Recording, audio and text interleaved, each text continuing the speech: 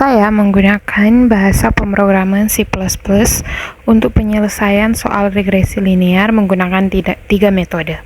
Saat ini saya akan menjelaskan setiap bagian solusi kode C++. Yang pertama itu ada header dan namespace, di mana ada include IOStream untuk input atau output seperti count, include vector untuk menggunakan vektor, include IOmanip untuk mengatur format output dan input, format output seperti jumlah angka di belakang koma, dan include cmath untuk fungsi matematika seperti PAW atau pangkat yang akan kita pakai, dan using namespace std supaya tidak perlu lagi menuliskan std di depan count, vektor, dan lain-lain.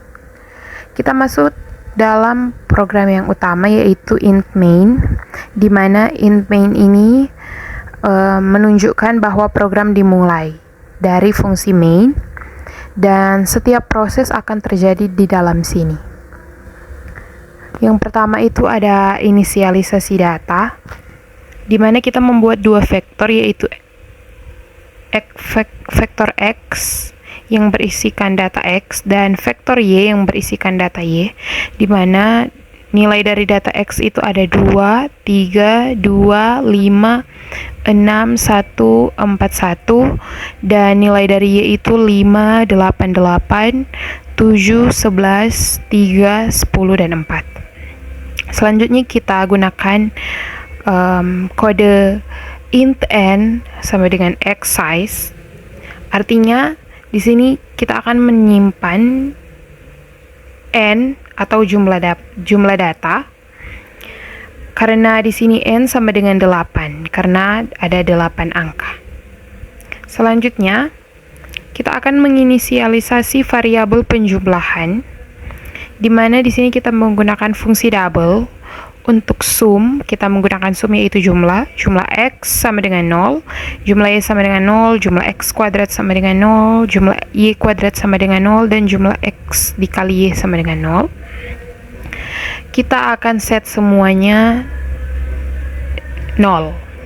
Lalu, kita akan mencetak header table, kita gunakan fungsi count, supaya outputnya menyerupai tabel, formatnya seperti tabel. Selanjutnya kita akan menghitung dan menampilkan data.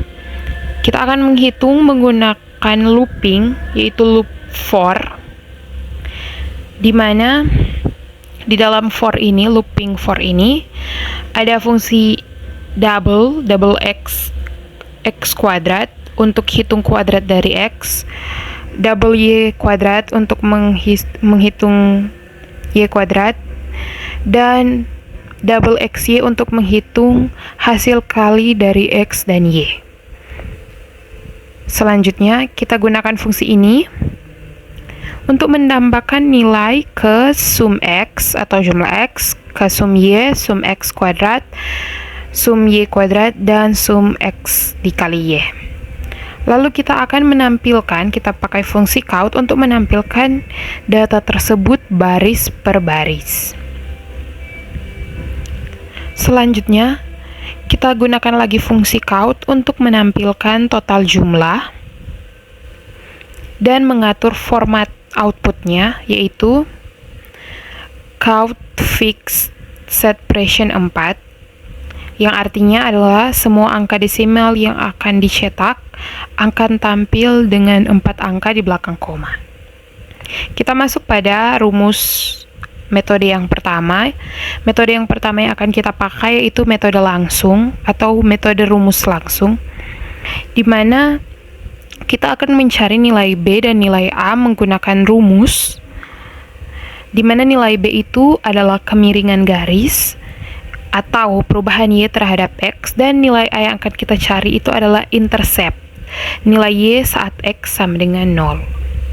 Kita gunakan rumus, kita mencari B, yaitu n dikali sum xy atau jumlah xy, jumlah x dikali y, dikurangi jumlah x dikali jumlah y, dibahagi n dikali jumlah x kuadrat dikurangi jumlah x dipangkatkan.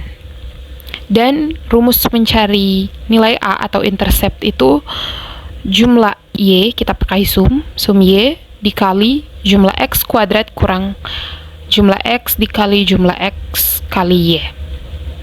Dibahagi N dikali jumlah X kuadrat dikurangi jumlah X yang dikuadratkan. Lalu kita gunakan fungsi count untuk menampilkan nilai dari perhitungan A dan B beserta persamaan Y yang kita dapatkan menggunakan rumus langsung. Metode yang pertama itu rumus langsung. Selanjutnya yang kedua, pada bagian ini kita menggunakan metode matriks determinan, di mana matriks determinan ini sama dengan metode yang pertama, tapi bentuknya dalam determinan.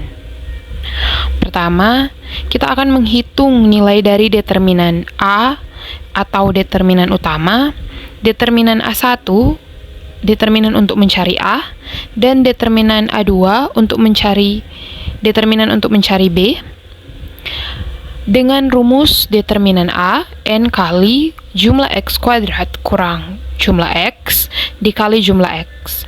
Dan rumus determinan A1 untuk mencari A, kita gunakan fungsi double, yaitu jumlah Y dikali jumlah X kuadrat kurang jumlah X dikali jumlah X kali Y. Dan rumus mencari determinan A2 atau untuk mencari B sama dengan N dikali jumlah XY dikurangi jumlah X dikali jumlah Y. Lalu kita hitung nilai A dan nilai B-nya menggunakan rumus untuk mencari nilai A, itu determinan A1 dibahagi determinan A, dan untuk mencari nilai B-nya determinan A2 dibahagi determinan A. Selanjutnya kita pakai fungsi count untuk menampilkan nilai A dan nilai B beserta persamaan Y yang kita dapatkan dalam penggunaan rumus matriks determinan atau metode yang kedua. Selanjutnya kita masuk pada metode yang ketiga. Kita menggunakan rumus 2, yaitu rata-rata. Yang pertama, kita menghitung rata-rata dari nilai X dan nilai Y. Kita gunakan rumus double min, itu rata-rata X, sama dengan sum atau jumlah X dibahagi dengan N, jumlah datanya, dan jumlah nilai rata-rata Y sama dengan jumlah Y dibahagi dengan N. Lalu kita hitung nilai B-nya menggunakan metode yang ketiga atau rumus kedua, itu rata-rata, dengan rumus N dikali jumlah XY kurang jumlah X dikali jumlah Y dibahagi N dikali jumlah X kuadrat dikurangi jumlah X yang dikuadratkan. Jadi selanjutnya kita mencari nilai A menggunakan metode yang ketiga, yaitu rata-rata, yaitu min Y atau rata-rata dari Y, nilai dari rata-rata Y, dikurangi nilai B yang telah kita dapatkan dikali dengan nilai rata-rata X. Lalu kita gunakan fungsi count untuk menghitung nilai A dan B dan persamaan Y yang kita dapatkan dengan menggunakan metode yang ketiga, yaitu rumus rata-rata. Selanjutnya dimintakan dalam soal, yaitu prediksi omset jika pengalaman kerjanya 3,5 tahun. Kita gunakan rumus, yaitu kita pakai double lagi. Double X pred ini adalah X prediksi, yang dimana di soal itu diketahui 3,5 tahun. Baru kita akan menghitung Y prediksinya jika prediksi omset untuk pengalaman 3,5 tahun itu berapa. Jadi kita gunakan rumusnya, Y prediksi sama dengan A, nilai A yang kita telah dapatkan, ditambah dengan nilai B yang telah kita dapatkan, dikali dengan X prediksi, di mana X prediksi ini adalah 3,5 tahun. Baru kita gunakan fungsi count untuk menampilkan prediksi omset untuk pengalaman 3,5 tahun. Berapa ribuan. Selanjutnya, yang terakhir kita akan mencari koefisien determinan atau R2, R kuadrat. Pada soal ini, kita gunakan fungsi double numerator, di mana double numerator ini adalah bagian atas rumus R2, R kuadrat, yang dikuadratkan, dan double denominator ini adalah bagian bawah rumus R kuadrat atau koefisien determinasi, di mana double numerator ini yaitu N dikali jumlah XY dikurangi jumlah X dikali jumlah Y dikuadratkan. Kita pakai fungsi power dikuadratkan. Lalu bagian bawahnya double denominator yaitu N dikali jumlah X kuadrat dikurangi jumlah X dikuadratkan dikali dengan